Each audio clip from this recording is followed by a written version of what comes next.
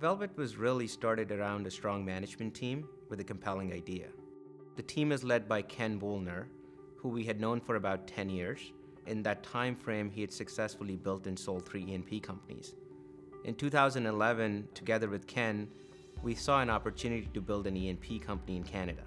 The idea was simple: take advanced drilling and completion technologies that had proven commercial in the US and then apply them to untested but mature basins in Canada.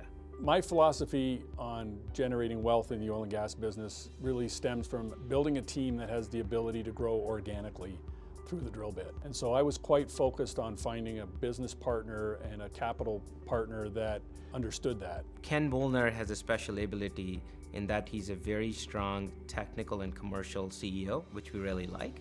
And he's done a really nice job in building a nice performance-driven culture that thrives on science. We were successful early on in hiring some really smart, capable professionals. And what we learned, or what I learned, was that a critical number of those type of ambitious, smart, hardworking, technologically savvy people, that can really be the engine that drives the company. The technical team that's brought in to help support the development is younger by nature, but very competent, extremely business savvy, shows a lot of tenacity, and is extremely passionate about the business. And what we've done with Ken and his team is we've provided them long-term patient capital to run their science, learn from their mistakes, and push their winners. The reason that we targeted the Deep Basin of Alberta was that it's a multi-zoned area. So in other words, there's stacked targets, one on top of another, as opposed to having a one-target area. The company has actually doubled its production over the last year.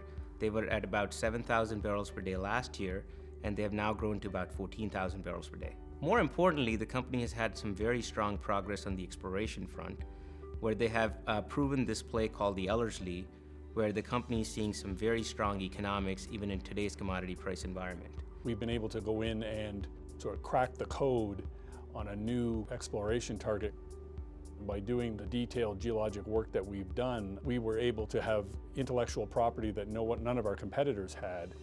And that gave us a huge advantage to then go ahead and build a platform, a land base. What that means for us in 2014, our average cost to bring on a barrel of production was about $17,000 per flowing barrel.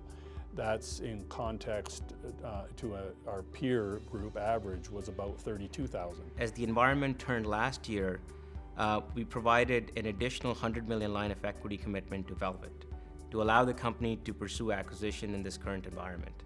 One of the main things that Warburg's given us is access to capital when it's very difficult to get. In the low parts of the cycles in the oil and gas business, access to capital is difficult to find, yet that's typically when most of the opportunities are presented. Having that capital available to us has enabled us to essentially buy things when they're on sale, and that's a rare opportunity that you get in our business, so that's been extremely important to our success.